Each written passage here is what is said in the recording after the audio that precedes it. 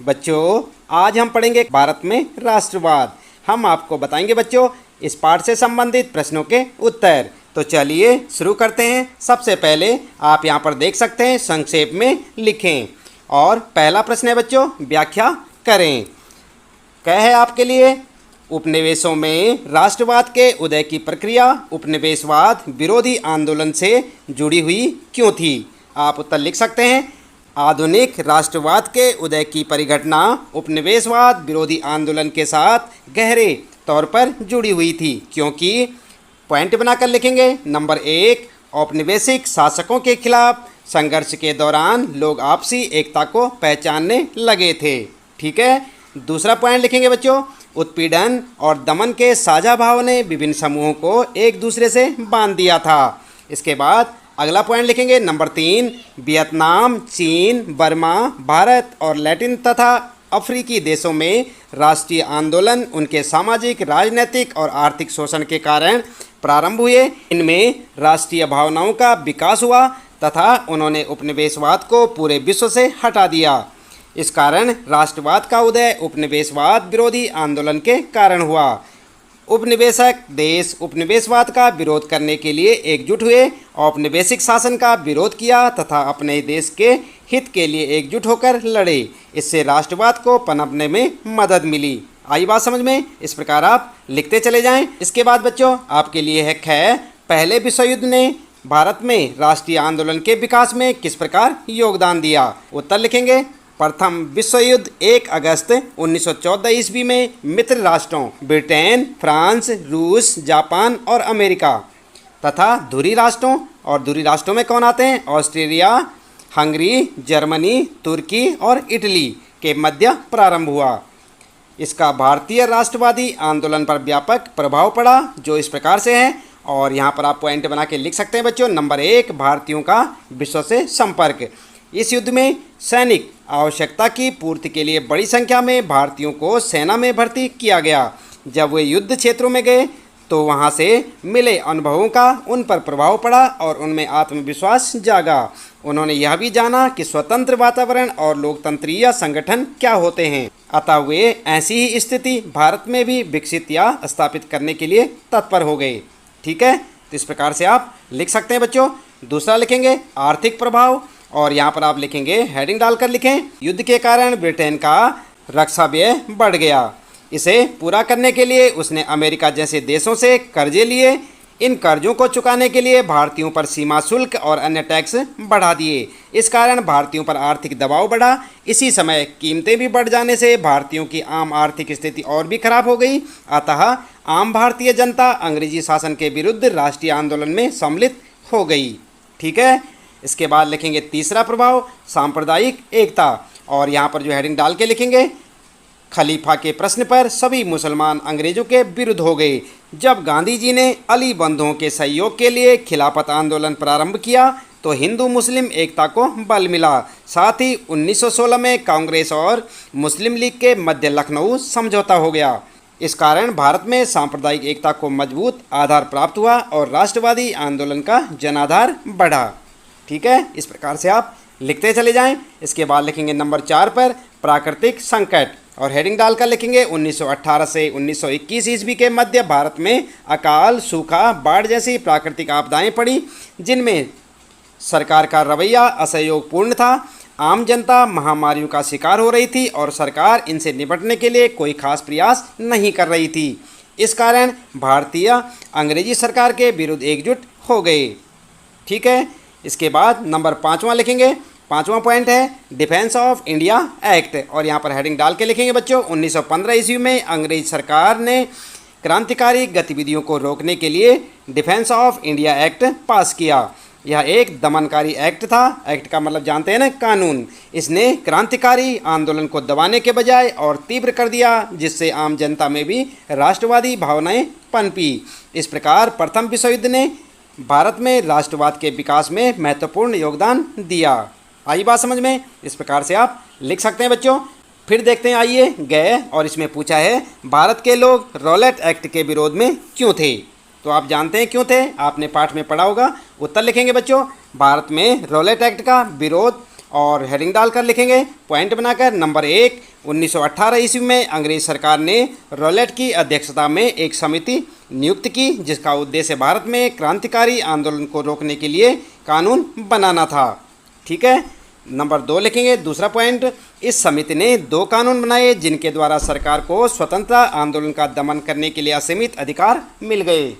इनका प्रमुख कानून था कि सरकार राजनीतिक कैदियों को बिना मुकदमा चलाए जेल में 2 साल के लिए कैद कर सकती है। भारतीयों ने इसे काला कानून कहा था तथा इसके विरोध में हड़ताल व प्रदर्शन किए। तीसरा पॉइंट लिखेंगे बच्चों, गांधी जी ने भी इसके विरुद्ध आंदोलन प्रारंभ करने का आह्वान किया। उनका यह विरोध अंततः असहयोग आंदोलन के रूप में प्रकट हुआ। आई बात समझ में? फिर देखते हैं बच्चों, गह वाला प्रश्न है आपके लिए। गांधी जी ने असहयोग आंदोलन को वापस लेने का फैसला क्यों लिया? तो उत्तर में क्या लिखेंगे आप? उत्तर लिख सकते हैं 5 फरवरी 1922 में उत्तर प्रदेश के गोरखपुर जिले में स्थित चौरी चौरा नामक जगह पर बाजार से गुजर रहा एक शांतिपूर्ण जुलूस पुलिस के साथ हिंसक टकराव में बदल गया। आंदोलनकारियों ने कुछ पुलिस वालों को थाने में बंद कर आग लगा दी। इस घटना के बारे में सुनते ही महात्मा गांधी ने 12 फरवरी 1922 को असहयोग आंदोलन रोकने का आह्वान किया। उनको लगा था कि आंदोलन हिंसक होता जा रहा था।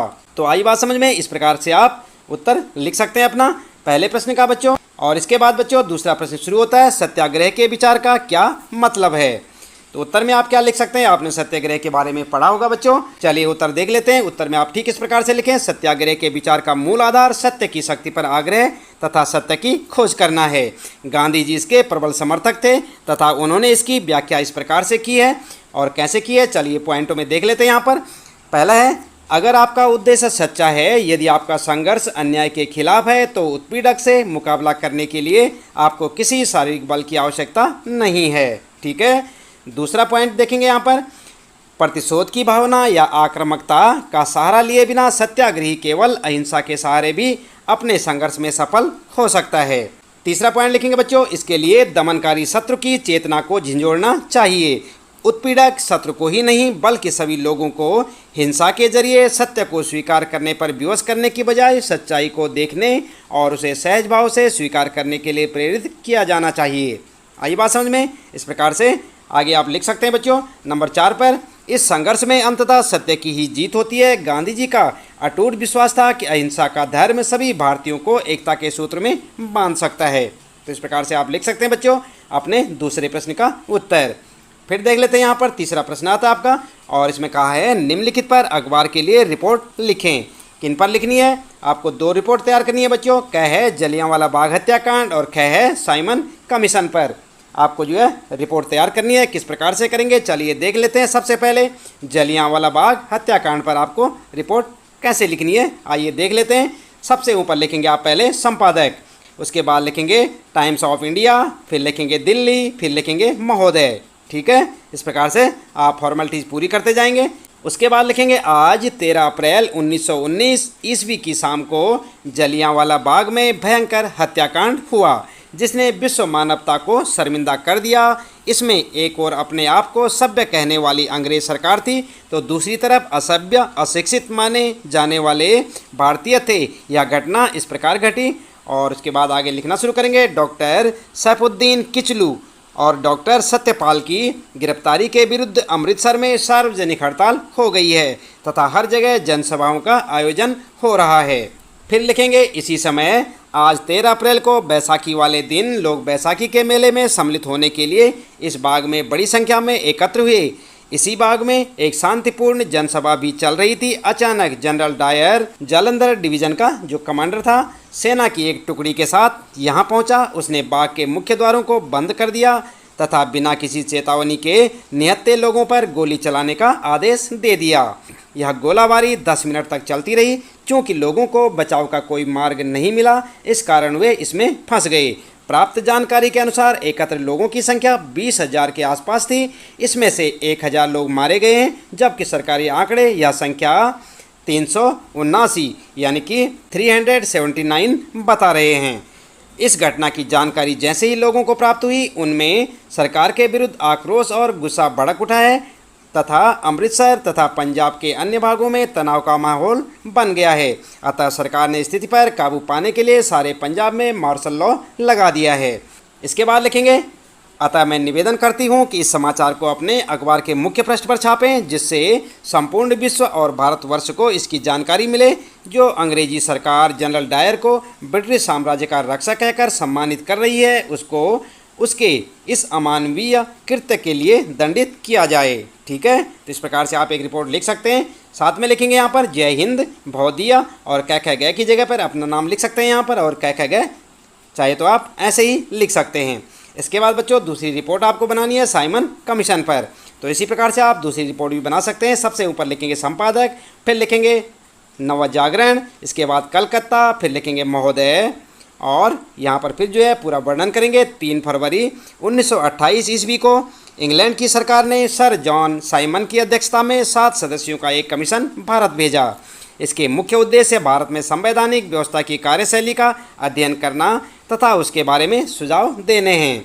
इस कमीशन में एक भी भारतीय सदस्य नहीं है, अतः इस कमीशन का घोर विरोध होने लगा है। इसको काले झंडे दिखाए जा रहे हैं और साइमन वापस जाओ के नारे लगाए जा रहे हैं।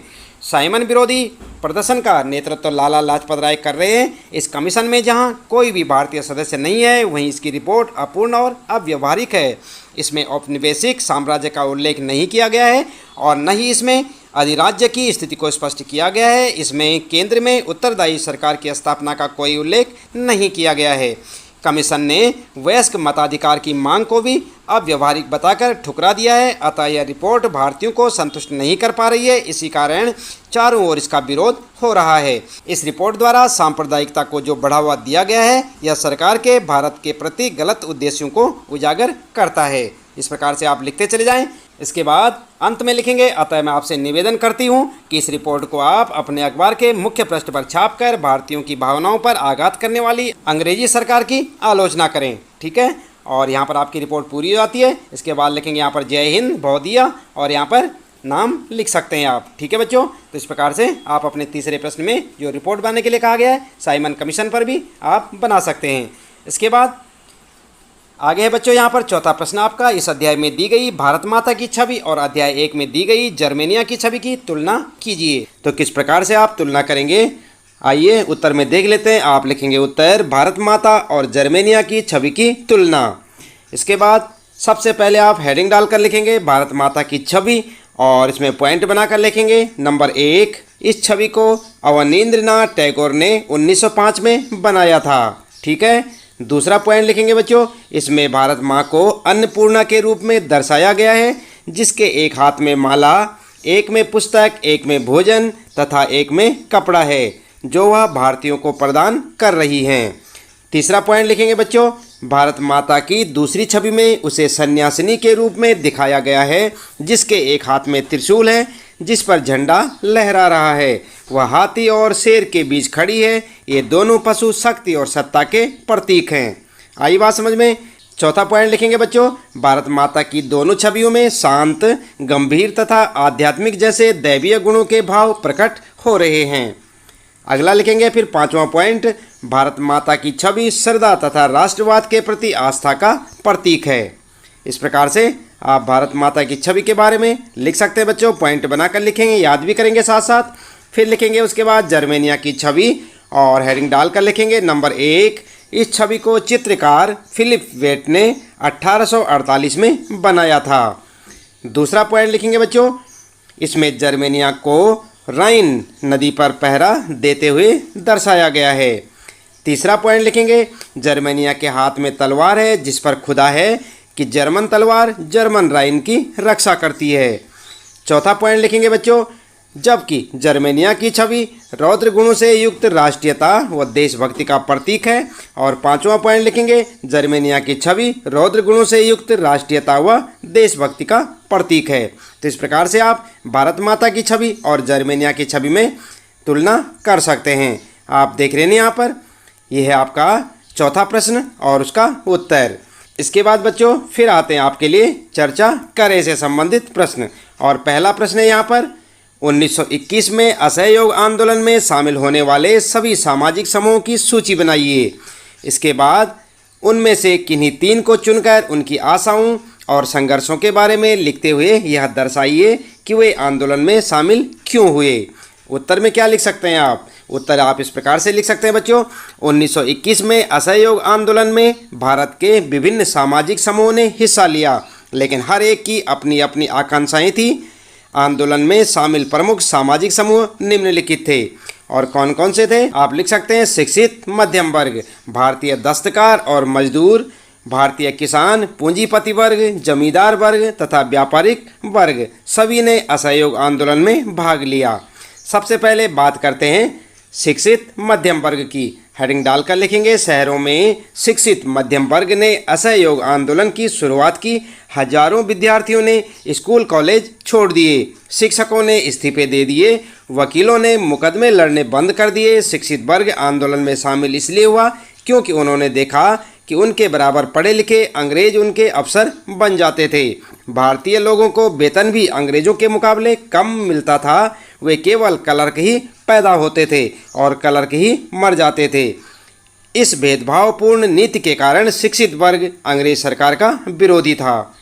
ठीक है, इसके बाद दूसरा पॉइंट लिखेंगे व्यापारी वर्ग, और यहाँ पर लिखेंगे बहुत से स्थानों पर व्यापारियों ने विदेशी चीज़ों का व्यापार करने या विदेशी व्यापार में पैसा लगाने से इनकार कर दिया। अंग्रेज सरकार की गलत नीतियों के कारण व्यापारी वर्ग पूरी तरह बर्बाद हो चुका था। अंग्रेज सस्ते दामों पर कच्चा माल ब्रिटेन ले जाते थे और वहां से तैयार माल लाकर अधिक कीमत पर भारत में बेचते थे। भारतीय व्यापारियों को इससे बहुत नुकसान होता था।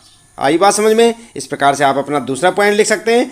तीसरा लिखेंगे बच्चों सामान्य जनता, और यहाँ पर लिखेंगे असहयोग आंदोलन एक जन आंदोलन बन गया था क्योंकि आम जनता ने विदेशी कपड़ों तथा चीज़ों का बहिष्कार किया, शराब की दुकानों की पिकेटिंग की और विदेशी कपड़ों की होली जलाई। आम जनता अंग्रेजों के अत्याचार से दुखी हो चुकी थी, इसलिए उसने बढ़ चढ़कर असहयोग आंदोलन में भाग लिया। आई बात समझ में। चौथा पॉइंट लिखेंगे बच्चों बागान मजदूर के बारे में, और यहाँ पर लिखेंगे गांधी जी के विचार और स्वराज की अवधारणा जब मजदूरों को समझ में आई तो वे भी बागानों की चार दीवारियों से बाहर निकलकर राष्ट्रीय आंदोलन में सम्मिलित हो गए। वे अपने अधिकारों की अवहेलना करने लगे। वे बागानों का काम छोड़कर अपने घरों को लौट गए क्योंकि उनको लगने लगा कि गांधी राज आते ही सबको जमीन मिल जाएगी। इस प्रकार से आप लिखते चले जाएंगे बच्चों, और आपके पहले प्रश्न का उत्तर हो जाएगा। बात करते हैं यहाँ पर चर्चा करें में दूसरा प्रश्न है, नमक यात्रा की चर्चा करते हुए स्पष्ट करें कि यह उपनिवेशवाद के खिलाफ प्रतिशोध का एक असरदार प्रतीक था। तो यहाँ पर आप उत्तर में लिख सकते हैं 31 जनवरी 1930 को गांधी जी ने इरविन को एक पत्र लिखा जिसमें उन्होंने 11 मांगों का उल्लेख किया था। इसमें सबसे महत्वपूर्ण मांग नमक कर को खत्म करने के बारे में थी। नमक का अमीर गरीब सभी प्रयोग करते थे, यह भोजन का अभिन्न हिस्सा था, इसलिए नमक पर कर को ब्रिटिश सरकार का सबसे दमनकारी पहलू बताया गया। 11 मार्च तक उनकी मांगें नहीं मानी गई तो 12 मार्च 1930 को गांधी जी ने अपने 56 स्वयंसेवकों के साथ नमक यात्रा शुरू की। यह यात्रा साबरमती से दांडी नामक गुजराती तटीय कस्बे में जाकर खत्म होनी थी। 6 अप्रैल को वे दांडी पहुंचे और उन्होंने समुद्र का पानी उबालकर नमक बनाना शुरू कर दिया। यह कानून का उल्लंघन था। यह उपनिवेशवाद के खिलाफ प्रतिशोध का एक असरदार प्रतीक था। ठीक है, इस प्रकार से आप नमक आंदोलन के बारे में लिख सकते हैं। इसमें पॉइंट बनाकर लिखेंगे बच्चों आगे। नंबर 1, इस बार लोगों को न केवल अंग्रेजों को सहयोग न करने के लिए बल्कि औपनिवेशिक कानूनों का उल्लंघन करने के लिए आह्वान किया जाने लगा। हजारों लोगों ने नमक कानून तोड़ा और सरकारी नमक कारखानों के सामने प्रदर्शन किए। दूसरा पॉइंट लिखेंगे बच्चों, यह यात्रा साबरमती से 240 किलोमीटर दूर दांडी में जाकर समाप्त होनी थी। गांधी जी की टोली ने 23 दिनों तक हर रोज 10 मील का सफ़र तय किया। गांधी जी जहां भी रुकते हजारों लोग उन्हें सुनते आते। इन सभाओं में गांधी जी ने स्वराज का अर्थ स्पष्ट किया और कहा कि लोग अंग्रेजों की शांतिपूर्ण अवज्ञा करें, यानी कि अंग्रेजों का कहा ना माने। ठीक है, तो इस प्रकार से आप लिखते चले जाएंगे। इस प्रकार गांधी जी की नमक यात्रा उपनिवेशवाद के खिलाफ प्रतिशोध का एक असरदार प्रतीक बन गई। तो इस प्रकार बच्चों आप लिख सकते हैं अपने दूसरे प्रश्न का उत्तर। इसके बाद बात करते हैं यहाँ पर फिर आता आपका चर्चा करें में तीसरा प्रश्न, और यहाँ पर पूछा है कल्पना कीजिए कि आप सिविल नाफरमानी आंदोलन में हिस्सा लेने वाली महिला हैं। बताइए कि इस अनुभव का आपके जीवन में क्या अर्थ होता। तो यहाँ पर आप उत्तर इस प्रकार से लिख सकते हैं बच्चों, सिविल नाफरमानी आंदोलन में अनेक औरतों ने बड़े पैमाने पर भाग लिया। गांधी जी की बातों को सुनने के लिए औरतें अपने घरों से बाहर आ जाती थी। मैंने भी इस समय अनेक जुलूसों में हिस्सा लिया, नमक बनाया, विदेशी कपड़ों व शराब की दुकानों की पिकेटिंग की। मैं भी अन्य महिलाओं के साथ जेल गई। इस आंदोलन के दौरान मैंने यह अनुभव किया कि शहरी क्षेत्रों में सभी वर्गों की महिलाओं ने भाग लिया, परंतु इसमें उच्च जातियों की महिलाएं अधिक थीं, जबकि ग्रामीण क्षेत्रों में संपन्न किसान परिवार की महिलाओं ने अधिक भाग लिया। इस दौरान मैंने पाया कि सभी राष्ट्र सेवा को अपना प्रथम कर्तव्य मानने लगे। हम महिलाओं में यह आत्मविश्वास जागा कि वे घर के अतिरिक्त राष्ट्र सेवा का दायित्व भी निभा सकती हैं, परंतु कांग्रेस ने लंबे समय तक महिलाओं को उच्च पद नहीं दिए, उन्हें आंदोलनों में केवल प्रतीकात्मक उपस्थिति तक ही सीमित रखा। ठीक है, इस प्रकार से आप लिखेंगे अपने इस तीसरे प्रश्न का उत्तर। फिर आता है बच्चों चौथा प्रश्न, और यहाँ पर कहा है राजनीतिक नेता पृथक निर्वाचिका के सवाल पर क्यों बंटे हुए थे। उत्तर आप इस प्रकार से लिख सकते हैं बच्चों, पृथक चुनाव प्रणाली का अभिप्राय ऐसे चुनाव क्षेत्रों से है जिनका निर्माण धर्म के आधार पर किया जाए, अर्थात एक धर्म का व्यक्ति केवल अपने धर्म के व्यक्ति को ही वोट देगा। अंग्रेजों ने भारत में फूट डालने के लिए पृथक निर्वाचन क्षेत्रों का निर्माण किया। अपने इस कार्य में अंग्रेज सरकार काफ़ी हद तक सफल रही, क्योंकि पृथक निर्वाचन क्षेत्रों पर भारतीय आपस में बंट गए। और पॉइंट बनाकर लिख सकते हैं आगे। नंबर 1, कांग्रेस पृथक निर्वाचन पद्धति का विरोध कर रही थी। पहले अंग्रेजों ने केवल हिंदू और मुसलमानों के लिए अलग अलग निर्वाचन क्षेत्रों की बात कही थी, किंतु बाद में जब हरिजनों को भी हिंदुओं से अलग करके पृथक निर्वाचन क्षेत्रों में बांटने की बात कही जाने लगी तो कांग्रेस ने इसका खुलकर विरोध किया। ठीक है, दूसरा पॉइंट लिखेंगे बच्चों, दलितों के उद्धार में लगे B.R. अम्बेडकर दलितों के लिए पृथक निर्वाचन क्षेत्र चाहते थे। उनका मानना था कि उनकी सामाजिक अपंगता केवल राजनीतिक सशक्तिकरण से ही दूर हो सकती है। तीसरा पॉइंट लिखेंगे, भारत को मुस्लिम समुदाय भी पृथक निर्वाचन क्षेत्रों के पक्ष में था।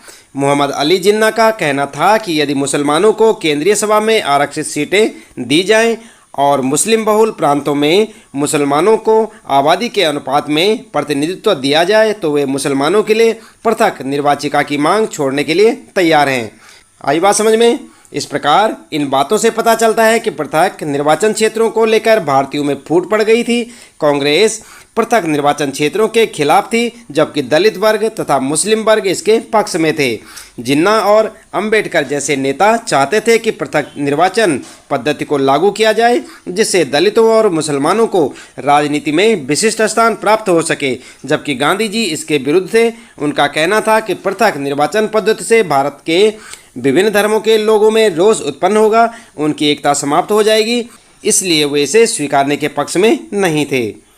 ठीक है, इस प्रकार से आप अपने इस चौथे प्रश्न का उत्तर लिख सकते हैं बच्चों।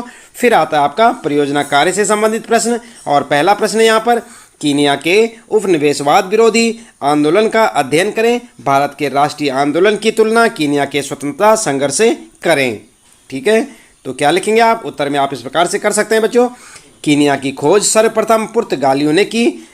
1498 में वास्को डी गामा मोम्बास पहुंचा। इसके बाद समुद्री रास्ते से पुर्तगालियों ने कीनिया के साथ मसालों का व्यापार शुरू किया। 17वीं शताब्दी में ब्रिटिश, डच और अरबों ने भी इस क्षेत्र में आना शुरू किया, और 1730 तक इन यूरोपीय शक्तियों ने पुर्तगालियों को कीनिया से बाहर कर दिया। 1885 में जर्मनों ने इस पर कब्जा किया और 1890 में इसके तटीय प्रदेश ब्रिटेन को सौंप दिए। अंग्रेजों ने कीनिया युगांडा रेलवे का निर्माण किया। इसका कुछ स्थानीय जनजातियों ने विरोध किया। 20वीं सदी के आरंभ में ब्रिटिश और अन्य यूरोपीय किसानों ने कॉफ़ी और चाय की खेती करनी प्रारंभ कर दी। 30,000 श्वेत लोग यहाँ आकर बस गए और लाखों किकियू यानी कि जो एक स्थानीय जनजाति के लोग थे भूमिहीन हो गए। 1952 से 1959 तक कीनिया आपातकालीन स्थिति में रहा तथा यहाँ माऊ माऊ विद्रोह अंग्रेजों के खिलाफ पूरे जोर शोर से चला। यूरोप की गोरी जातियां कीनिया के अश्वेत लोगों को निम्न कोटि का मानती थी। इस सिद्धांत की तीव्र प्रतिक्रिया हुई और कीनिया में राष्ट्रवाद का प्रसार होने लगा। राष्ट्रवाद को मुख्य प्रेरणा जातीय समानता के सिद्धांत से मिली। पाश्चात्य संपर्क और पाश्चात्य साहित्य ने भी कीनिया के प्रबुद्ध लोगों में राष्ट्रवाद की भावना जगाई, किंतु 1956 तक माऊ माऊ विद्रोह पूरी तरह कुचल दिया गया। इस विद्रोह से यह सिद्ध हो चुका था कि कीनिया के लोग राष्ट्रवाद की भावना से भर चुके थे और उन्हें अधिक समय तक गुलाम नहीं बनाया जा सकता। द्वितीय विश्व युद्ध के बाद कई अफ्रीकी देशों में स्वतंत्रता की लहर आई। विश्व युद्ध के कारण उपनिवेशी शक्तियां कमजोर पड़ चुकी थी। परिणाम स्वरूप कीनिया में भी 1957 में पहले प्रत्यक्ष चुनाव कराए गए। अंग्रेजों ने सोचा था कि वहां उदारवादियों को सत्ता सौंप दी जाएगी, किंतु जिमो केनियाटा की party Kenya African national union यानी KANU ने अपनी सरकार बना ली और 12 दिसंबर 1963 को कीनिया आज़ाद हो गया। ठीक है, आगे लिखेंगे आप भारत के राष्ट्रीय आंदोलन तथा कीनिया के स्वतंत्रता संघर्ष की तुलना, और यहाँ पर आप समानताएं और असमानताएं बताएंगे बच्चों। पॉइंट बनाकर लिखें। नंबर 1, दोनों ही देशों का साम्राज्यवादी शक्तियों ने शताब्दियों तक शोषण किया, अतः दोनों ही आर्थिक पिछड़ेपन और सामाजिक रूढ़िवादिता से पीड़ित रहे। दोनों ही देशों की राजनीतिक, सामाजिक और आर्थिक दुर्बलता का लाभ उठाकर यूरोपीय शक्तियों ने यहाँ उपनिवेशवाद और नव उपनिवेशवाद का प्रसार किया। इसके बाद दूसरा पॉइंट लिखेंगे बच्चों, समानताओं में दोनों ही देशों में राष्ट्रवाद की लहर फैली। दोनों ही देश उपनिवेशवाद व साम्राज्यवाद के विरोधी थे। दोनों देशों के लोगों ने पूरी ताकत से उपनिवेशवाद शक्तियों का विरोध किया और अंत में इसमें सफलता भी पाई।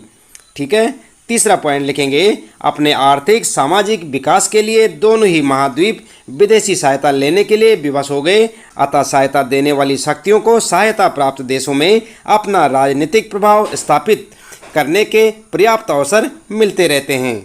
ठीक है, और उसके बाद लिखेंगे आगे आप असमानताएं, तो यहाँ पर लिखेंगे, पॉइंट बनाकर लिखेंगे। नंबर 1, भारत का राष्ट्रवाद कीनिया के मुकाबले अधिक परिपक्व था। भारत में राष्ट्रीय आंदोलन में समाज के सभी वर्गों ने भाग लिया। जातीय, भाषाई तथा धार्मिक आधार पर विभाजित सभी वर्ग राष्ट्रीयता के प्रश्न पर एकजुट हो गए, जबकि कीनिया में राष्ट्रीय आंदोलन स्थानीय जनजातियों द्वारा ही चलाए गए। जब इन स्थानीय जनजातियों को अपनी रोजी रोटी छिनती नजर आई तो इन्होंने विद्रोह कर दिया। इनके विद्रोहों में वो एकता दिखाई नहीं देती जो भारतीय राष्ट्रीय आंदोलन के विद्रोह में दिखती है। अगला पॉइंट लिखेंगे बच्चों, नंबर 2, भारत में राष्ट्रीय आंदोलन अधिकांशतः अहिंसक और शांतिपूर्ण रहा, केवल कुछ अपवादों को छोड़कर, क्योंकि यहाँ राष्ट्रवादी नेता सुनियोजित कार्यक्रम चलाते थे। उनके पीछे राष्ट्रवाद की एक लंबी परंपरा तथा महात्मा गांधी जैसे चमत्कारिक व्यक्तित्व के नेता थे जो अहिंसा के पुजारी थे। कुछ एक अपवादों को छोड़ दें तो भारत का राष्ट्रीय आंदोलन इतना उग्र नहीं था जितना कीनिया का था। रंगभेद और कबीलेवाद की समस्याओं का सामना कीनिया को करना पड़ा। कीनिया के नेता भारतीय नेताओं की तुलना में अधिक उग्र रहे। तीसरा पॉइंट लिखेंगे बच्चों, भारत में राष्ट्रीय आंदोलन का कारण यहाँ के शिक्षित वर्ग द्वारा राष्ट्रीय चेतना का प्रसार करना था। यहाँ के प्रबुद्ध वर्ग ने फ्रांसीसी क्रांति, रूसी क्रांति आदि के समानता, स्वतंत्रता तथा न्याय जैसे विचारों को आम जनता तक पहुँचाया। भारत में शिक्षा का प्रसार कीनिया के मुकाबले अधिक था, इसलिए कीनिया में स्वतंत्रता, समानता और न्याय जैसे विचारों को फैलने में काफ़ी समय लगा। वहाँ राष्ट्रवादी विचार देर से फैले। ठीक है, तो इस प्रकार से आप लिखते चले जाएंगे। आगे लिखेंगे, इस प्रकार हमने देखा कि भारत और कीनिया के स्वतंत्रता संघर्ष में काफ़ी समानताएं थी, किंतु साथ ही काफ़ी असमानताएं भी थी। ठीक है बच्चों, तो इस प्रकार से आपके सारे प्रश्नों के उत्तर यहाँ पर समाप्त होते हैं। उम्मीद है कि आपको अच्छे से समझ आए होंगे। मिलते हैं फिर अगली वीडियो में नए पाठ के कुछ नए प्रश्न उत्तरों के साथ।